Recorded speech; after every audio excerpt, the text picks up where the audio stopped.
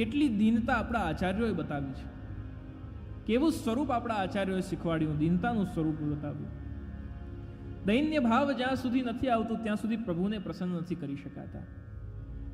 શ્રી હરિરાયજીએ શિક્ષાપત્રમાં આપણને શીખવાડ્યું છે, શ્રી મહાપ્રભુજીએ આપણને વચન આપ્યા છે કે દૈન્યમેવેકમ અસ્માકમ હરિતોષણ સાધનમ.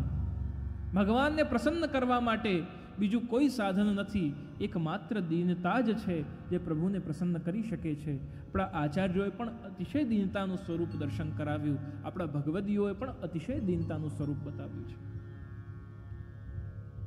શ્રી મહાપ્રભુજીના આપણે જેટલા પણ ગ્રંથોનું શ્રવણ કરીએ છીએ, જેટલા પણ ગ્રંથોનું પાઠ વાંચન કરીએ, એ બધા જ ગ્રંથોમાં આપણે શરૂઆતમાં શું જોઈએ છે? નમન વાચક, વંદન વાચક શબ્દ. નમામિ યમુનાહમ નત્વા હરિમ પ્રવક્ષ્યામિ નત્વા હરિમ સદાનંદમ સર્વ સિદ્ધાંત સંગ્રહમ નમો ભગવતે તસ્મૈ કૃષ્ણાય અદ્ભુત કર્મણે નમત કૃષ્ણ તુર્ય પ્રિયામ. આદિ આદિ વચનો વારંવાર દરેક ગ્રંથમાં પ્રભુને નમન કરીને, વંદન કરીને શ્રી મહાપ્રભુજીએ પોતાના ગ્રંથો પ્રારંભ કર્યા છે. કારણ કે જીવ જાણે છે, શ્રી મહાપ્રભુજી આપણને શીખવાડે છે કે પ્રભુને આપવા માટે આપણી પાસે બીજું કંઈ છે જ નહીં. જીવ પ્રભુને શું આપી શકે? જે સર્વસત્તાવાન છે. કે આસનમ તે ગરુડાસનાય, કિમ ભૂષણમ કૌસ્તુભ ભૂષણાય, લક્ષ્મી કલત્રાય કિમસ્તિ દેયમ, વાગીશ કિંતે વચનીયમસ્તિ. જે ગરુડ રૂપી આસન પર બિરાજનારા પ્રભુ છે, એમને શું આપણે રૂઈ મખમલ મલમલની ગાદી તકિયા ઉપર આપણે બિરાજમાન કરીને એવું વિચાર કરીશું કે આપણે બહુ કમ્ફર્ટ આપી રહ્યા છે? એમના શું સુખનો વિચાર આપણે કરી શકવાના છે? અરે બ્રજભક્તો જેવા સુખનો વિચાર આપણે ક્યાં કરી શકવાના? 84-252 વૈષ્ણવો જેવા પ્રભુના સુખનો વિચાર આપણે ક્યાં કરી શકવાના? ગઈકાલે જ સત્સંગમાં, પ્રવચનમાં ગઈકાલે જ કહી રહ્યો હતો કે પ્રભુના સુખનો વિચાર કરીએ એવો સેવાક્રમ આપણને શ્રી મહાપ્રભુજી ગુસાઈજી આપ્યો છે. પ્રભુ શું કરે? જીવની ઉપર કૃપા કરવાની ઈચ્છા કરે, પણ જીવનો સ્વભાવ કેવો હોય, કેવો હોવો જોઈએ? જીવનો સ્વભાવ હોવો જોઈએ કે પ્રભુનું સુખ શેમાં છે, મારે એનો વિચાર કરવો. તો અહીંયા દીનતા દ્વારા, વંદન દ્વારા, કે માસનમ તે ગરુડાસનાય, કિમ ભૂષણમ કૌસ્તુભ ભૂષણાય. કયા સોના, ચાંદી, હીરા, પન્ના, મોતી, માણેકના આભૂષણોથી આપણે પ્રભુને સુસજ્જિત કરી શકવાના છે? કયા આભૂષણો ધરાવીને એમને રીઝાવી શકવાના છે? જે કૌસ્તુભ જેવા અદ્ભુત રત્નને ધારણ કરનારા છે, જેમની લીલા સ્થલી પણ રત્નમય છે, એવા પ્રભુને શું આપણે રત્નો ધારણ કરાવીને રીઝવીશું?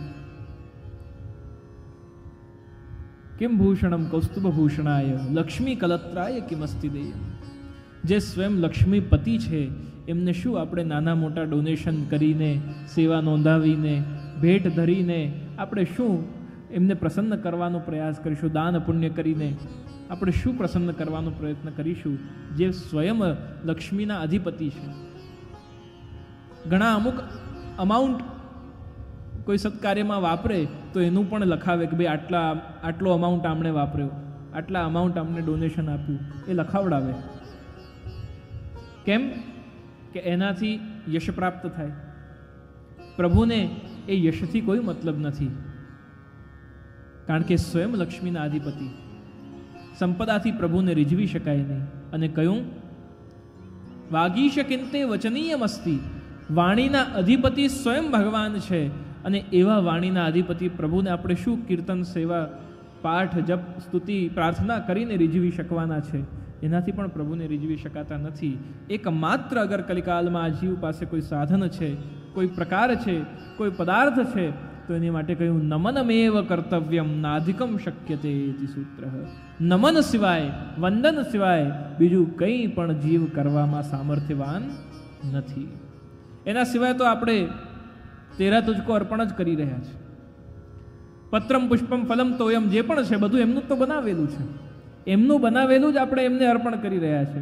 એમાં આપણે એવું માનીએ છીએ કે આ મેં કર્યું, એ પણ આપણું નથી. અરે સેવા કરવા માટેનું સામર્થ્ય પણ પ્રભુએ આપ્યું, ત્યારે સેવા કરી શકીએ છીએ.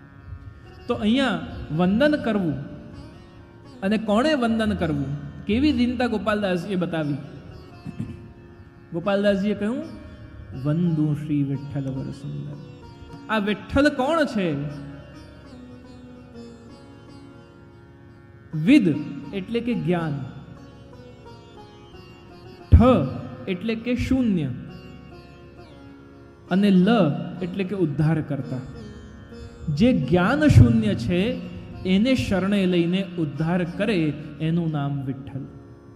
અને એ ઉદ્ધારકના ચરણોમાં શ્રી ગોપાલદાસજી કહે છે કે મારું સામર્થ્ય નથી, મારી ક્ષમતા નથી, મારી પાત્રતા નથી, મારી પાસે વાચા નથી, અને આપ જ્ઞાન શૂન્ય પ્રભુ, જ્ઞાન શૂન્યને ઉદ્ધાર કરનારા, એની ઉપર કૃપા કરનારા છો, અને એટલે હું આપના ચરણોમાં વંદન કરું, જેનાથી મને આપના સ્વરૂપનું જ્ઞાન થાય. એવા ભાવથી ગોપાલદાસજીએ વંદન કરીને કહ્યું, વંદુ શ્રી વિઠ્ઠલ વર સુંદર નવઘન શ્યામ કમાલ જગતી તલ ઉદ્ધાર કરેવા પ્રગટ્યા પરમ દયાલ. વાણી નથી પણ બોલતા થઈ ગયા, દ્રષ્ટિ નથી પણ જોતા થઈ ગયા, પગ નથી પણ દોડીને પરિક્રમા કરતા થઈ ગયા. આ બધી કૃપા કેવી રીતે થાય? જ્યારે આપની કૃપા થાય તો થાય. ચરણ કમલ વંદો હરિરાય, સુરદાસજી કહે છે, ચરણ કમલ વંદો હરિરાય, ચરણ કમલ વંદો હરિરાય, ચરણ કમલ વંદો હરિરાય, ચરણ કમલ વંદો હરિરાય. જાકી કૃપા પગુ ગિરી લાગે, જાકી કૃપા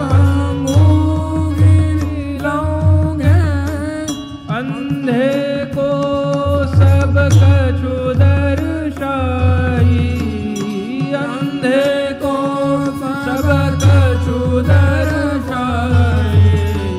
चरण कमल वंदो हरिराय, चरण कमल वंदो हरिराय.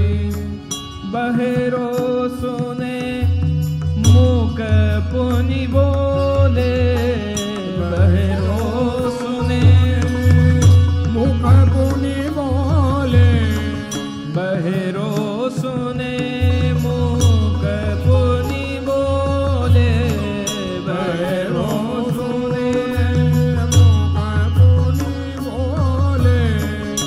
रंक चले सिर छत्र धराई, रंक चले